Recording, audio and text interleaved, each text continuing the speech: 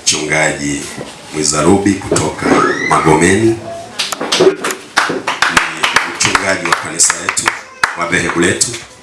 Tumewasiliana mara kadhaa aweze kututembelea kwa sababu ya mbanano wa shughuli zake, haikuwezekana, lakini leo Mungu ametupendelea sana.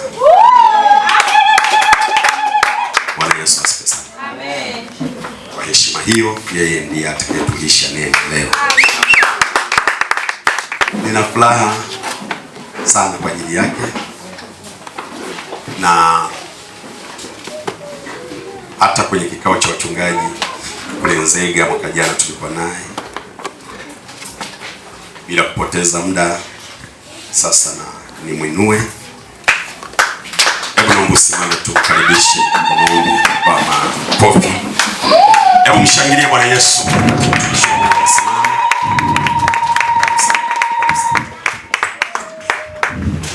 Mungu awabariki sana. Ninawapenda. Basi tukae.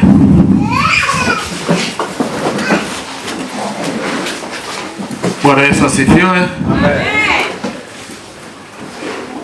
Mimi awali ya yote nimshukuru Mungu ambaye ameruhusu niwepo mahali hapa na katika kanisa lake katika eneo hili la Chanika. Bwana asifiwe sana.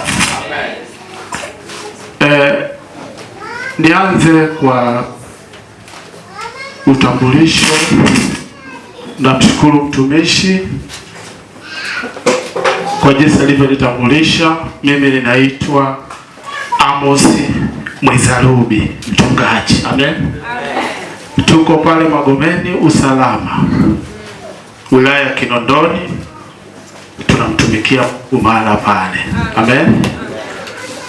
Pia ni mwalimu. Amen. Kwa hiyo tusije tukasafiri katika kujifunza mkaona nimebezi sana katika hali ya itifaki za kufundisha, mkasema sasa sisi hatujazoea vitu hivi. Kwa hiyo niwaombe tushirikiane katika neno la Mungu ambalo Mungu leo ametujalia tujifunze katika asubuhi ya leo. Amen. Nipende kuwatia moyo. Bwana Yesu asifiwe sana. Nawatia moyo kwa sababu saa hii na siku hii wapo wengi walitamani wawepo katika hekalu au kusanyiko au kutano kama hili, lakini hawapo. Amen. Kwa sababu mbalimbali. Wengine wako vitandani, hawezi kujongea hata kufika mahali hapa. Lakini kwa sababu sisi Mungu ametupa nafasi hii, hatuna budi kumshukuru Mungu. Bwana Yesu asifiwe sana. Bwana Yesu asifiwe. Kujifunza somo. Tuombe. Baba yetu na Mungu wetu, ndiye mwalimu mkuu. Tazama wakati huu ambao Bwana umetupa, tunahitaji kula chakula cha kiroho. Tunaomba Roho wako Mtakatifu aliye mwalimu mkuu akatufundishe. Mungu wetu, kwa sababu wewe ndiye uliyekusudia tujifunze leo, nasi tunakukaribisha katika muda huu, uwe pamoja nasi tunapoenda kujifunza maandiko yako matakatifu. Ninaomba hayo kupitia jina la Yesu Kristo aliye Bwana na Mwokozi wa maisha yetu. Wote tuseme amen. Amen. Ningependa tuanze kujifunza somo letu, maombi. Nilipokuwa mahali hapa sikuwa na mpango kabisa tujifunze somo hili, lakini kadri tulivyokuwa tukiendelea, neno hili limenijia. Roho wa Bwana akaniambia ni vizuri tukajifunza katika maombi. Bwana Yesu asifiwe sana. Some fungu letu katika kile kitabu cha Wafalme wa kwanza. Tusome mahala pale, tutasimama pale. Wafalme wa kwanza 8 lile fungu la 45. Tunaweza tukasoma wale ambao tutakuwa tumefika. au wale ambao tuna Biblia. Bwana Yesu asifiwe. Aliyefika anaweza kasoma mahala pale. Tasoma. Amen. Basi uyasikie huko mbinguni maombi yao na dua yao. Amen. Ukailete haki yao. Amen. Amen. Naomba urudie kidogo kwa sauti. Tasoma. Amen. Basi uyasikie huko mbinguni maombi yao na dua yao. Amen. Ukaitetee haki yao. Amen. Amen. Basi ukayasikie maombi na dua yao huko mbinguni, makao yako ukaitetee haki yao. Bwana Yesu asifiwe sana. Ukaitetee haki yao.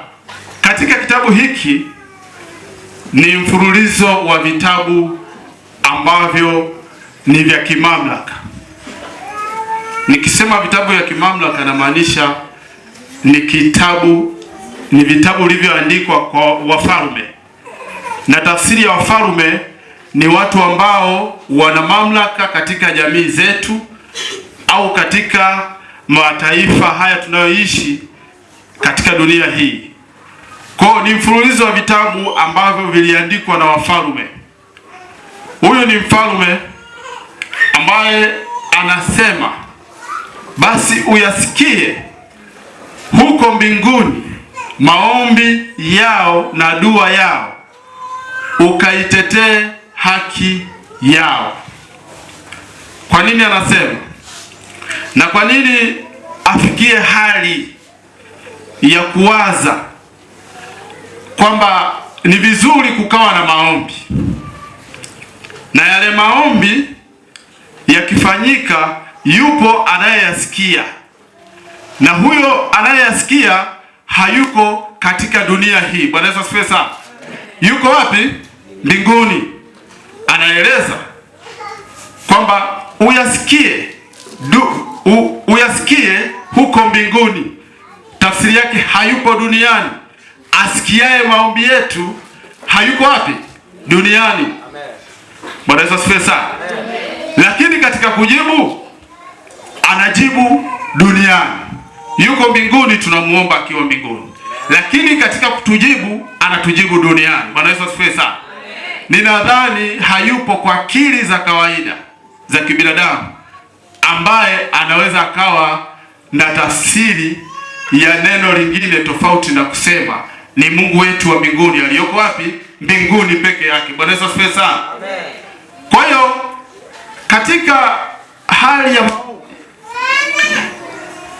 katika hali ya kumwomba Mungu, kuna hali ambayo unahitaji ujiweke, ukae, uishi, utembee.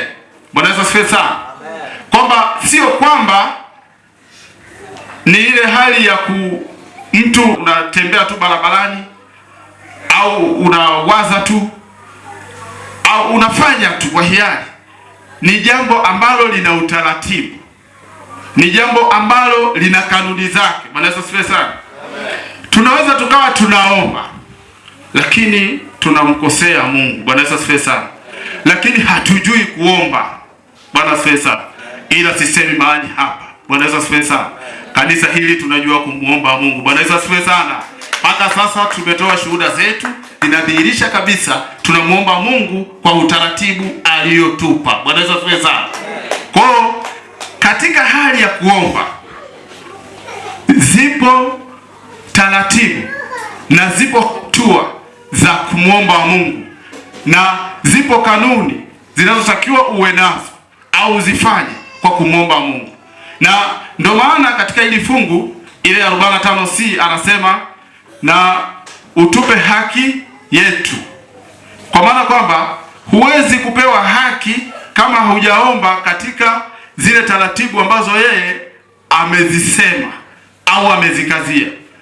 Tuombeje? Ukimwangalia Kristo ambaye ni mwalimu mkuu, ambaye ndiye tunajifunza kwake,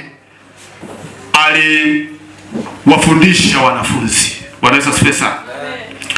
Wakamuuliza, tuombeje?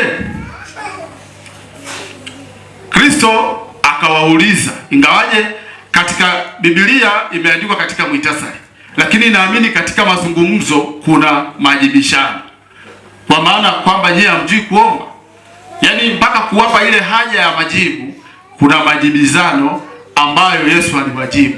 Si kwamba walikuwa wanauliza tu Yesu anajibu, no. Kuna baadhi ya maswali ambayo Yesu alikuwa akiwauliza kwamba mnasema juu ya hili, hamjui juu ya hili. Kwa hiyo akawaelekeza, utakapotaka kuomba ombeni hivi. Bwana Yesu asifiwe sana. Naamini tunaelewa ile sala yetu. Sasa ukiangalia katika mtiririko wa ile sala yetu ya kumwomba Mungu, iko katika vipengele tofauti tofauti. Tunaenda pamoja? Amen. Samahani, nimesema mimi ni mwalimu. Kwa hiyo msije mkasema mbona anaenda taratibu. Nataka tujifunze. Amen. Kujifunza ni vizuri zaidi. Tukielewa hata wale ambao wako kule tutawafundisha. Bwana asifiwe sana. Kwa hiyo yeye Kristo akawafundisha wanafunzi wake. Akawaambia, Baba yetu uliye mbinguni, jina lako litukuzwe. Kipengele cha kwanza. Ufalme wako uje. Bwana Yesu asifiwe sana. Kwa nini anaanza kusema Baba yetu uliye mbinguni? Kwa nini asingesema utupe leo mkate wetu wa kila siku iwe ya kwanza? Bwana Yesu asifiwe sana. Ndio ujue kabisa kwamba katika kumuomba Mungu kuna utaratibu na kanuni za kumuomba Mungu. Bwana asifiwe sana. Kwa hiyo tunapotaka kwenda mbele za Mungu, sisi wa Kristo, sisi wafasi wa Kristo, kwa mujibu wa Matendo hili kwamba tunaitwa wa Kristo kwa sababu sisi ni wa Kristo, tunahitaji kujisafisha kwanza. Tufanye toba ya kweli. Narudia neno toba. Tufanye toba ya kweli. Amen. Sio kwamba unataka kwenda kumwomba Mungu una makandokando mengi. Acha makandokando. Bwana asifiwe sana. Shuka mbele za Mungu. Hata tunaposoma habari za hawa wafalme waliowahi kuiongoza dunia makali na yaliyopita, walishuka mbele za Bwana. Alafu baada ya hapo ndipo walipoenda kumwomba Mungu, na Mungu hakika alijibu maombi yao. Bwana asifiwe sana. Amen. Na hata tukiendelea kujifunza katika kanuni ya kuomba, unagundua kwamba zipo taratibu ambazo zinamuhusu Mungu peke yake, au ipo nafasi ambayo unahitaji kumpa Mungu peke yake, ambayo mwanadamu hawezi kuigusa. Sisi tunaelewana? Amen. Kwamba katika ile sala au katika maombi kuna vitu unahitaji uviandae, kwamba ninaenda mbele za Bwana, tayari nimesha shuka, nimetubu. Je, ninaenda kupeleka nini? Nina hoja gani? Nina jambo gani ambalo linanifanya nimuombe Mungu? Bwana asifiwe sana. Sasa kwa sababu unajua ni nini ambacho unataka kumuomba Mungu, ndipo sasa unaanza. Umeshatubu. Baada ya kutubu, basi unaenda kumuomba Mungu. Lakini katika kumuomba Mungu, kwani tunahitaji kuomba tukajibiwa pale pale? Wengi wetu tunapenda kujibiwa pale pale. Bwana asifiwe sana. Amen. Katika kipindi hiki cha dunia ambayo imeenda kasi, tunapenda kumuomba Mungu anajibu pale pale. Lakini yeye dhahiri anasema katika neno lake, Mungu hapangiwi na hachelewi wala fanya nini? Hawai. Kumbe ule muda pengine ulitegemea angejibu. Kuna kikao kingine cha dharura kwa maombi yako, kimeketi mbinguni, kinashughulikia ajenda zako. Bwana asifiwe sana. Katika Biblia hii tunasoma kisa cha watumishi wa Mungu ambao waliwahi kumwomba Mungu akajibu papo kwa papo. Bwana asifiwe sana. Amen. Mungu akadhihirisha kwamba yeye anaweza ukamuomba ukiwa mkamilifu mbele zake na akajibu pale pale. na unaweza ukaomba ukiwa mkamilifu mbele zake asijibu kwa wakati ule. Bwana asifiwe sana. Hiyo ndiyo shida inayoisumbua dunia leo. Amen. Leo hii wewe uliyookoka ukipita mbele za watu na wale ambao hawajamjua Kristo wanaonekana kutucheka sisi, wanatuita sisi ni washamba. Lakini laiti wangejua kwamba wao ndo washamba, wasingekuwa wanasema. Amen. Katika uhalisia anaona maendeleo anayo, kila kitu anacho, lakini wewe kila siku unatembea kwa mguu. Bwana asifiwe sana. Una shida nyingi. Akaona kwamba sasa huyu anazali, ameokoka, mbona ana matatizo mengi kuliko mimi ambaye siendi kanisani. Yaani anajitofautisha na wewe. Lakini laiti angejua kwamba kuna mlango mmoja wa fahamu yeye hana, la asingekucheka. Bwana asifiwe sana. Kwa hiyo wale watumishi ninaowasemea ni kina Meshaki, Abednego na Shadrach. Walipofikia kile kipindi cha yule mfalme Nebukadneza amesimamisha ile sanamu, na lile tangazo lilipotolewa, dhahiri ilionyesha wale walikuwa wanauawa. Kwa mazingira yaliyokuwepo na kwa utaratibu uliokuwepo zama zile, amri ya mfalme, kauli ya mfalme ilikuwa ni amri, ilikuwa ni sheria.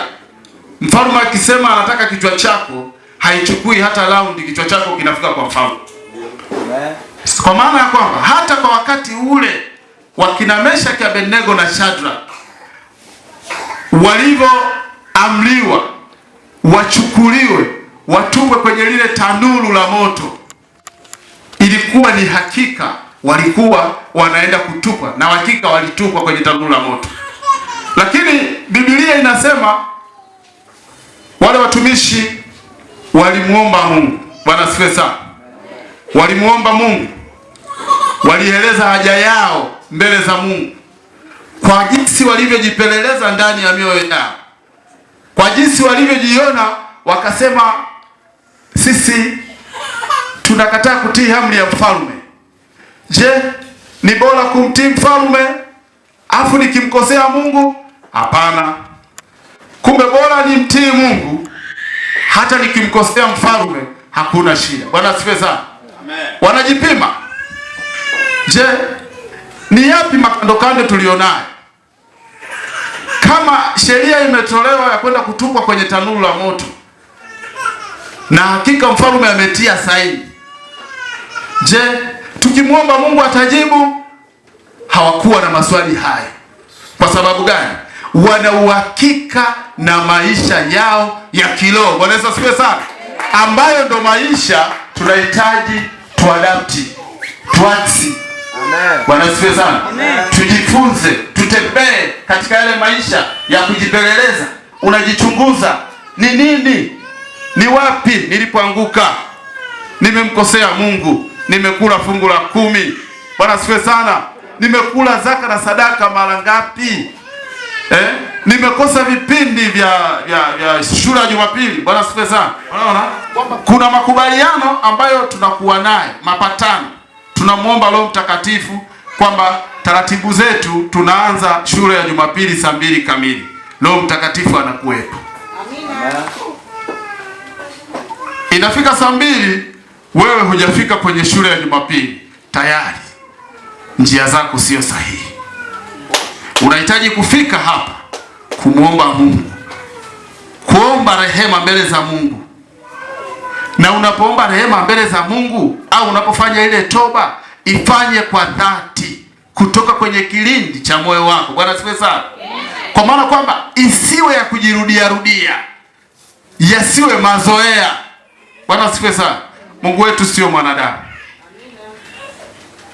hazoeleki, hachunguziki.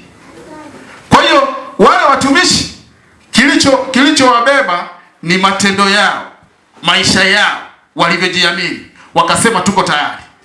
Bwana asifiwe sana.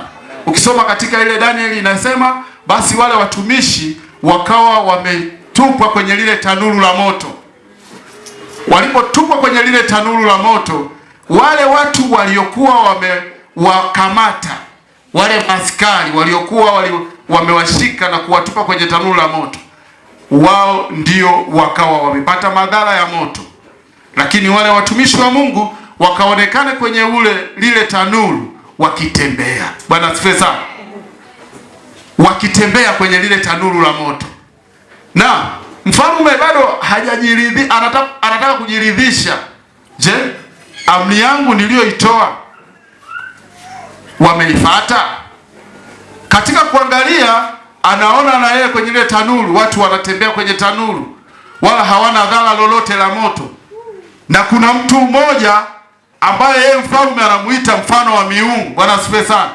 Kwa sababu hana macho ya rohoni, amuoni kwamba yule ni Kristo Mwokozi aliyekuwa amekuja kuwaokoa katika lile tanuru.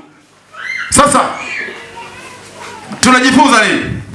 Kwamba maombi au sala, dua zina kanuni zake. Bwana asifiwe sana.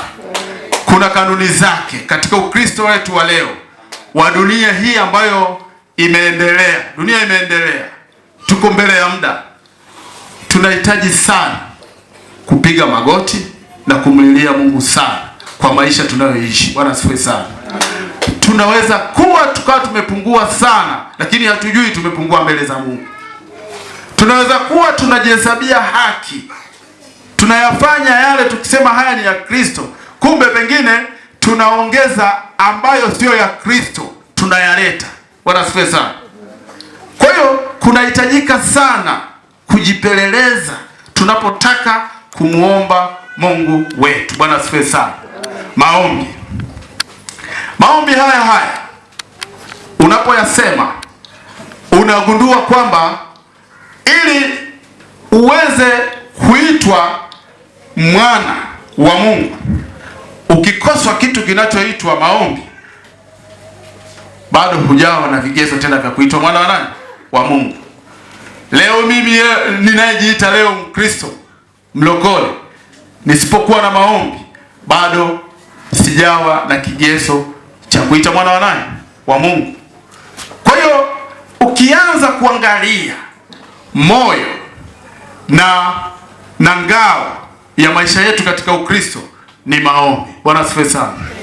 Kwa hiyo katika asubuhi ya leo ningependa tukumbushane juu ya kumwomba Mungu. Bwana asifiwe sana. Juu ya kumwomba Mungu katika familia zetu, juu ya kumwomba Mungu katika ndoa zetu, kuwaombea watoto wetu, kuombea kazi zetu.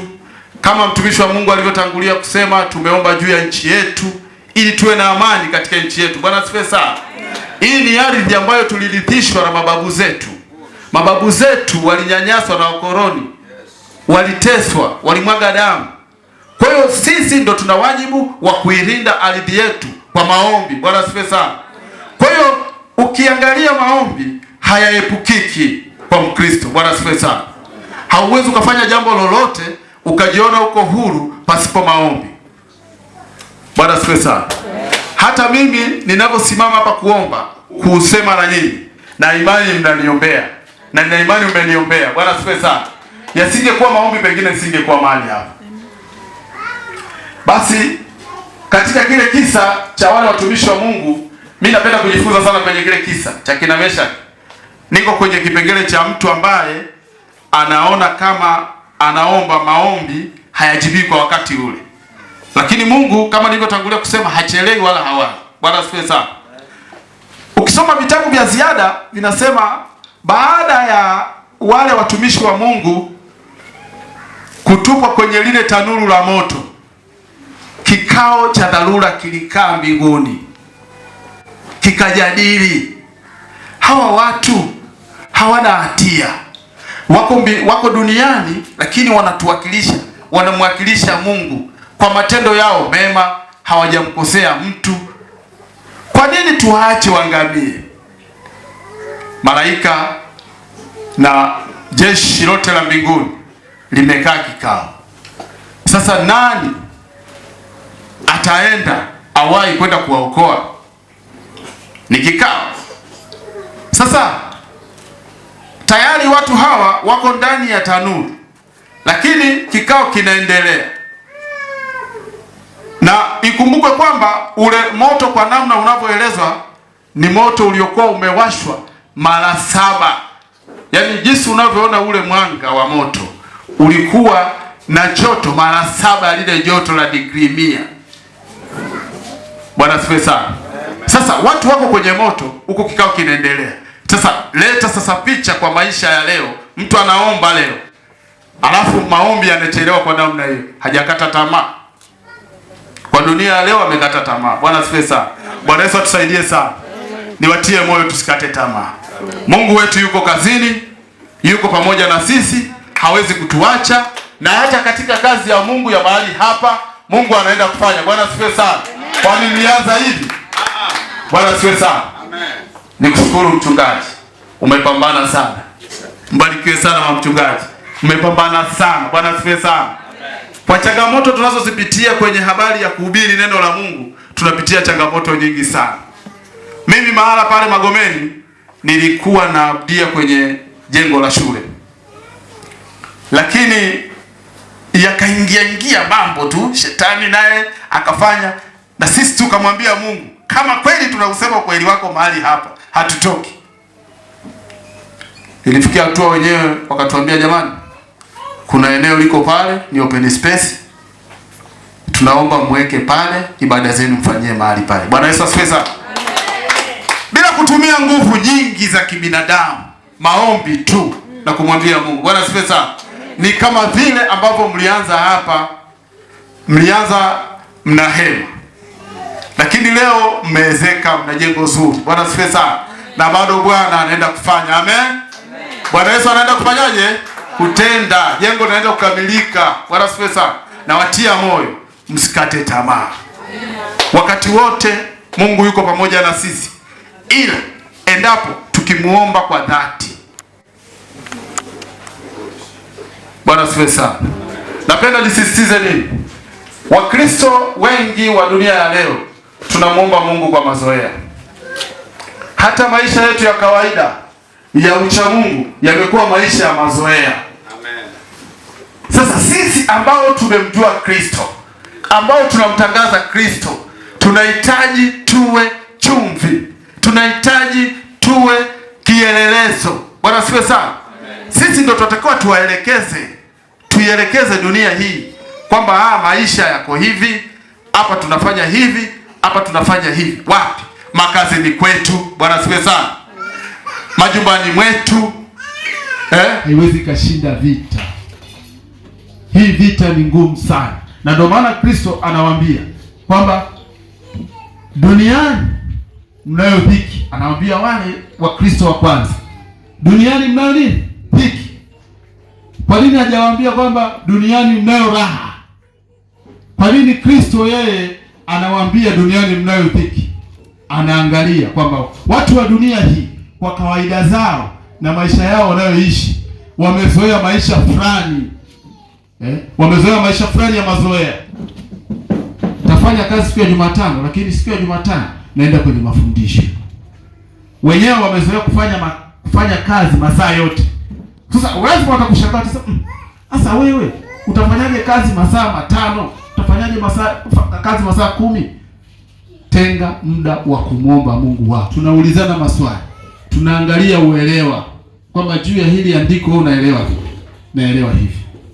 Sasa kufanya vizuri kwa wale watumishi wa Mungu ambao tunawaona walishapita wakafanya vizuri, wakashinda majaribu, Mungu akawapitisha kwenye mtihani migumu kwa sababu hawakukwepa kipindi cha maombi. Bwana asifiwe sana.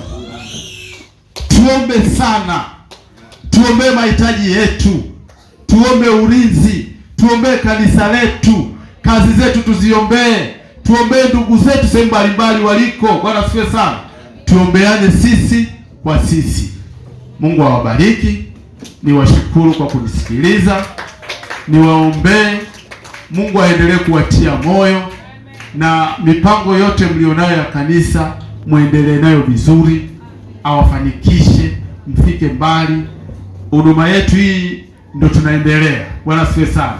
Kama nilivyojieleza, mimi niko Magomeni, ndio naendelea na mimi pale mahala pale. Niwaombe siku moja mkipata nafasi karibuni Magomeni, kunaendelea mahala pale. Hii ni dini yetu, ni kanisa letu. Kwa hiyo tusiwe wanyonge, tusijione tuko peke yetu. Nipo ndugu yenu, na mimi nimefurahi pia kuja kukutana na ndugu zangu. Bwana asifiwe sana. Mlikuwa mjawahi kuniona, pengine mlikuwa mnanisikia, lakini mimi ninaitwa Amos Mwizarubi. Bwana asifiwe sana.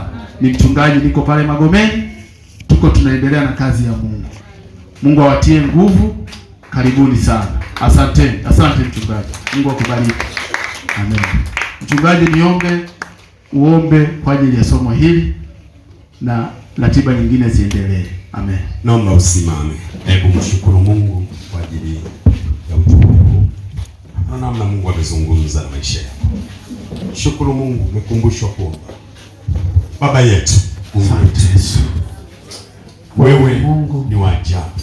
Umeruhusu Bwana. Unatupenda sana. Hata unatupenda Mungu. Natupenda. Tumesema neno lako. Hata umetukumbusha kuomba. Tuongeze nguvu ya kuomba. Umetuambia kuomba na tutie nguvu. Hata umetuambia wokovu bila maombi si chochote. Asante Mungu wetu, asante Baba yetu. Na kutuvuta kupitia maombi ndiko tunapovuka, ndiko tunaposhinda. Namwombea kila mmoja mahali hapa. Namwombea kila mmoja aliyeshiriki ibada hii. Kwa kuwa maombi ni kwa maombi hufungua milango. Na ifungua milango yako iliyofungwa na adui. Kwa jina la Yesu Kristo, ninakubariki kwa maombi haya. Ninakutamkia mafanikio. Ninakutamkia kuvuka. Ninakutamkia kushinda. Kwa jina la Yesu. Kwa jina la Yesu. Kwa jina la Yesu. Kama watesi wako wameharibu maisha yako kupitia ibada zao, nami naharibu kila uharibifu ulioachiliwa kwako. Naharibu roho za uharibifu zinafuatilia maisha yako kwa jina la Yesu Nazareti aliye hai. Ninaomba uweza wako Mungu wa juu ya watu wako. Bwana Yesu, ukawabariki na kuwainua watu wako. Bwana Yesu, ukawatunza na kuwategemeza watu wako. Kila mmoja aliyehudhuria katika ibada hii, Bwana awe mzima katika roho na mwili. Aliyekuja na umbo na tamka uzima kwenye mwili wake.